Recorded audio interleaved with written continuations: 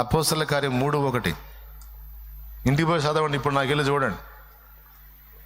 వెండి బంగారములు మా యొద్ద లేవు గాని మాకు కలిగినదే నీకు ఇచ్చుచున్నాము, నజరేయుడగు యేసు నామములో లే అంటే పుట్టినది మొదలుకొని కుంటివాడైన మనుషుడు దిగ్గున లేచి గంతులు వేసి నడుస్తూ దేవుని మహిమపరుస్తూ కీర్తించాడు. తమ స్వార్థానికి వాళ్ళు ఆలోచించలా. అపోస్తలుల గొప్పతనం తెలుసా? వలలు, దోణెలు, 2 దోణెల నిండా ఉన్న చేపలు మొత్తాన్ని అక్కడ పడేసి సమస్తమును విడిచిపెట్టి వారు ఆయనను వెంబడించిరి అని రాస్తుంది. తమ స్వార్థం సంబంధమైనంతా వదిలేశారు. ప్రజల కోసమే నా బ్రతుకు అనే అంకిత భావానికి వచ్చారు. అప్పుడు దేవుని శక్తి వాళ్ళలో పనిచేయటం మొదలుపెట్టింది.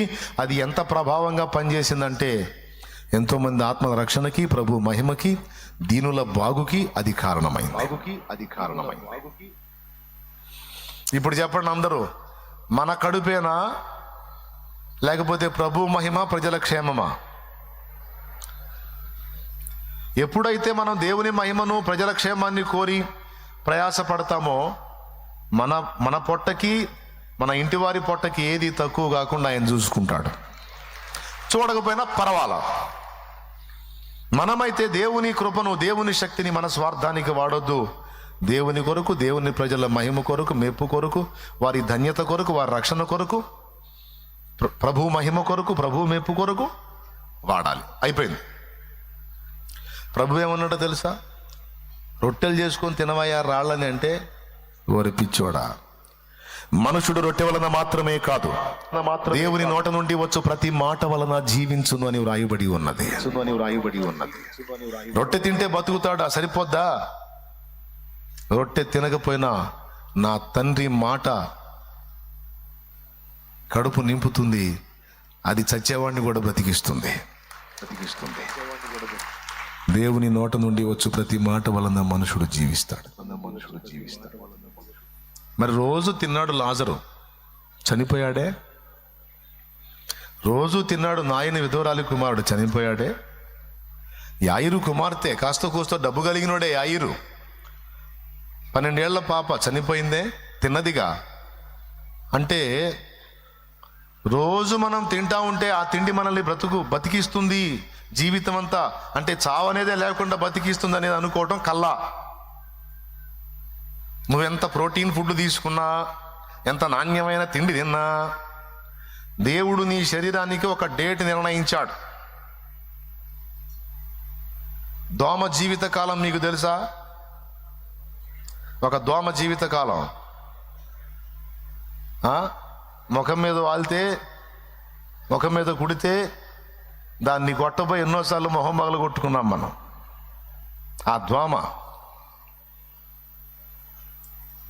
మగదోమ అయితే ఒక 25 రోజులు, 25 నుండి 30 రోజులు. ఆడదోమ అయితే 50 రోజులు మినిమం. అది టోటల్ దాని జీవిత కాలం. ఇంకా అయిపోయింది దాని లైఫ్. నేను చదివిన దానిలో, మరి మీరు చదివిన దానిలో ఎన్ని రోజులున్నా నాకైతే తెలియదు. ఇప్పుడు దోమల అన్వేషణ మనకెందుకు, మాట వరుస చెప్తున్నా, స్తోత్రం. ఇకపోతే పక్షులు, జీవులన్నిటిలోనికి ఎక్కువ కాలం జీవించేటువంటి జీవులలో బాగా గుర్తింపబడ్డ జీవి తాబేలు. తెలుసా మీకు ఆ సంగతి? టాటాయిస్, తాబేలు 100 సంవత్సరాలు బతికిద్ది అది. మరి అది ఏం తింటుందో చూసి అది తినాలిక మనం. అది తింటే ముందే పోతాం, ఎందుకంటే దాని పొట్టకి అది సెట్ అయ్యిద్ది.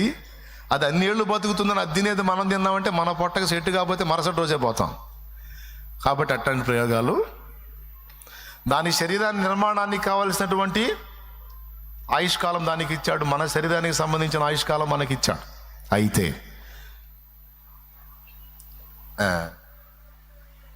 ఆ డేట్ అయిపోయిన తర్వాత వస్తువులు పాడైపోయినట్టే మన బాడీ కూడా చిన్నగా రిపేర్స్ స్టార్ట్ అవుతాయి, ఎంత మంచి బాడీ అయినా సరే.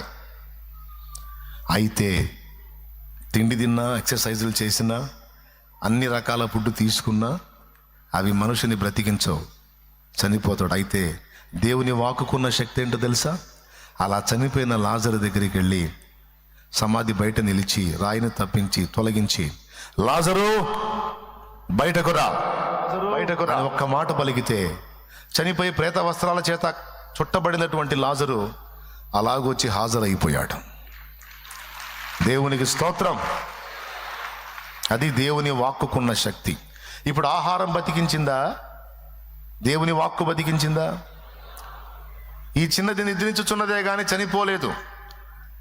స్థలమీయుడి అని వాళ్ళందరినీ బయటికి పంపించి యాయిరు భార్యని 3 శిష్యుల్ని గదిలో ఉంచి చిన్నదాని దగ్గరికి వెళ్ళామన్నాడు. తల్లి తాకుమి అన్నాడు. చిన్నదానా నిన్ను లెమ్మనుచున్నాను అన్నాడు. అంతే, చచ్చిపోయిన పిల్ల లేచింది, బతికింది. అప్పుడు అన్నాడు, ఆమెకు ఆహారం పెట్టి ఆమె ప్రాణమును బలపరచండి అన్నాడు. అంటే ప్రాణమును బలపరచడానికి ఆహారం, ప్రాణమును మనకిచ్చిన డేట్ వరకు బ్రతికించి ఉంచేది దేవుడు. అర్థమైందా నాయన? స్తోత్రం చెప్పండి. ప్రాణం బలపరచబట్టాలి. ప్రాణం ఇచ్చింది ఎవరు? అది ఆయన వాక్కు. నీ మాటలో స్వస్థతున్నది, అది ఉన్నది. నీ మాటలో స్వస్థతున్నది, అది నా రోగం తొలగించుచున్నది. మాటతోనే మృతుల లేపినావా, మరణముందు విరిచినవో దేవా. ఒక మాటతోనే చక్క చేసినావా, సర్వశక్తి కలిగినవో దేవా. మాట్లాడే దేవా నా యేసయ్యా, మాట్లాడే దేవా నా యేసయ్యా. మాట తప్పవు నీవు మారని వాడవయ్యా, మాట తప్పవు నీవు మారని వాడవయ్యా. మాట్లాడే దేవా, పాడనా, మాట్లాడే దేవా. దేవునికి మహిమ, దేవునికి మహిమ. నీ కడుపు చూసుకో, నీ స్వార్థం చూసుకోండి. నా కడుపుని నా స్వార్థాన్ని నేను చూసుకోవాల్సిన అవసరంలా. నన్ను ఎంతో ప్రేమించే నా ప్రభువు ఉన్నాడు. నన్ను, నా బిడ్డల్ని, నా సమస్తాన్ని ఆయనే చూసుకుంటాడు. ఆయనే చూసుకుంటాడు. ఆయనే. 2, పేరు తెచ్చుకో, పేరు తెచ్చుకో. ఇప్పుడు అందరి గోల అదేగా. మీకు తెలుసా, సమాజంలో 80% మంది ఎచ్చులకే బతుకుతున్నారు. నన్నేం అనుకోవాకండి, తిట్టుకుంటే మనసులో తిట్టుకోండి. 80 నుంచి 89, 90% ప్రజలు ఎచ్చుల కోసమే బతుకుతున్నారు. ఇల్లు కడితే ఎచ్చులు, పెళ్లి చేస్తే ఎచ్చులు, తెలుసా మీకు? వస్త్రం వేస్తే ఎచ్చులు, గోల్డ్ వేస్తే ఎచ్చులు. పోయి అసలు ఈ డిజైన్ ఆర్నమెంట్ నేను ధరిస్తే చూసే వాళ్ళందరూ బెత్తరపోయి అట్లా చూడాలి, అట్లా ఎంపిక చేయాలి. చెవులకు పెట్టినా, ముక్కులకు పెట్టినా, మూతికి పెట్టినా, నెత్తి మెడలో పెట్టినా, ఎక్కడ పెట్టినా చూసిన వాళ్ళు ఆశ్చర్యపోవాలి. అదేగా గోల్డ్ షాపు ఏదో ఒకటి తెచ్చుకుంటా. పాపం వాడు ఎన్ని సెట్లు తీసి ముందు పెట్టాలో వెతికి వెతికి వెతికి నాకు తెలుసు ఏ పనికి మాలిందో దేవుడు అడుకొచ్చుకుంటాం. దేవునికి స్తోత్రం. మళ్ళీ దాని ఊరంతా చూపించటం. చూసావా ఈ నక్షి పని ఎలా ఉందో చూసావా? ఇది స్పెషల్ డిజైన్, దానికి స్పెషల్ కాస్ట్ పెట్టి మరీ కొన్నాను అనగానే ఆ విని నిజమే బాగుంది డిజైన్ అనాలి. బాగుంది అంటే అప్పుడు ఏమిటి, అమ్మయ్యా అన్ని వెతికినందుకు ఏమో పొగిడింది నన్ను, చాలు. ఏమో నలుగురికి చెబితే ఇంకా ఆనందం ఏమోకే. ఇది నేను మామూలుగా చెప్తున్నాను, కానీ వాస్తవం అదే. మార్కెట్కి పోయి ఏదో ఒక చీర తెచ్చుకుంటావా? పాపం ఆ చీరలో వేసేవాడు వేసి వేసి వేసి వేసి దాన్ని ఇడితిప్పి ఇదెంత ఇదెంత ఇదెంత ఇదంతా ఇదంతా చివరికి ఏదో ఒక చీర కొనుక్కుంటే వాడు మడతేస్తా చూస్తాడు. కొన్నది ఒక చీర, అది కూడా 300. 100 చీరలు వేయించింది మహాతల్లి. ఎక్కడ పుడతారా మా ప్రాణానికి, లే లే లే లే అన్న. ఎందుకు? చీర కడితే, పెళ్లిలో నిలబడితే పెళ్లి కూతురు చూడకూడదు ఎవరు? దేవునికి స్తోత్రం కలుగును గాక. అబ్బాయి కూడా అంతే, డ్రెస్ వేస్తే, షర్ట్ వేస్తే ఎవరిని చూడకూడదు, నన్నే చూడాలా. పెళ్లి కొడుకుని కూడా చూడకూడదు, నన్నే చూడాలా. పనికి మాలిన బుద్ధి, అంతా ఎచ్చులు అని నేనేమన్నా కొంతమందిని అంటల్లా. 89 నుంచి 98% మంది ఈ టైప్ ఆఫ్ సైకాలజీతోనే ఉంటారు. ఇల్లు కట్టినప్పుడు మంచి డిజైన్ పెట్టాలి, లోపల ఇంటీరియర్ సూపర్గా ఉండాలి. ఒక ఇంటికి పోయా, సహజంగా స్విచ్ కిందకేస్తే వచ్చిద్ది.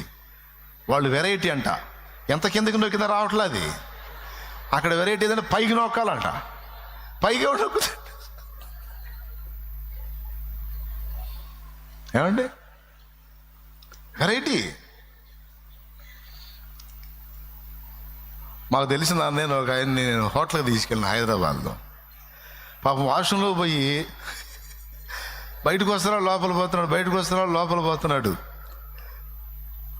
పక్కనున్న పాస్టర్ గారితో అంటున్నాడు, ఏమి హోటల్ అయ్యా ఇది, బకెట్ లేదు, మగ్గు లేదు.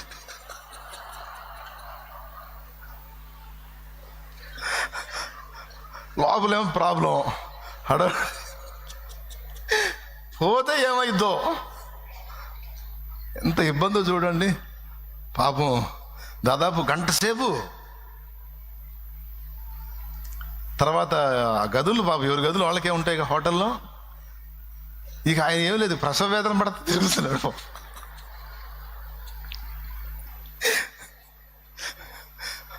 మంచి హోటల్ మంచి హోటల్ మంచి హోటల్ అని చెప్పి తీసుకొచ్చాడు. ఒక బకెట్ లేదు, ఒక జగ్గు లేదు అందులో. ఇంకొక పాస్టర్ గారు పోయి చూశాడు, ఏందండి అసలు ఏం లేవని ఆయన కూడా అనుకుంటాడు. నీ సంగతి సరే, నా సంగతి ఏంది అంటున్నాడు ఆయన. ఇద్దరు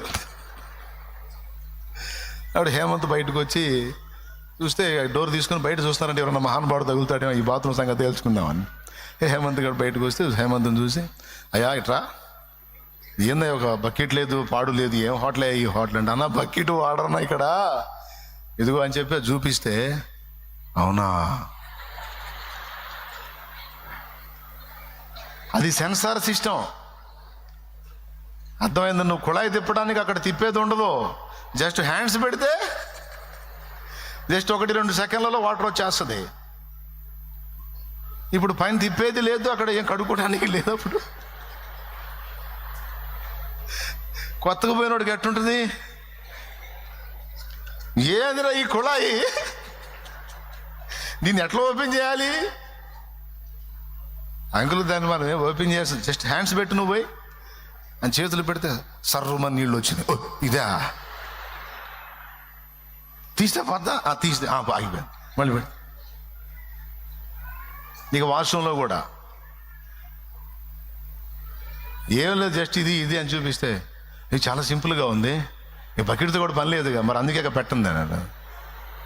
మంచి హోటలే, గంట నుంచి అల్లాడిపోయిపోయినా ఆయన నువ్వు పంపించి. దేవునికి స్తోత్రం కలుగును గాక.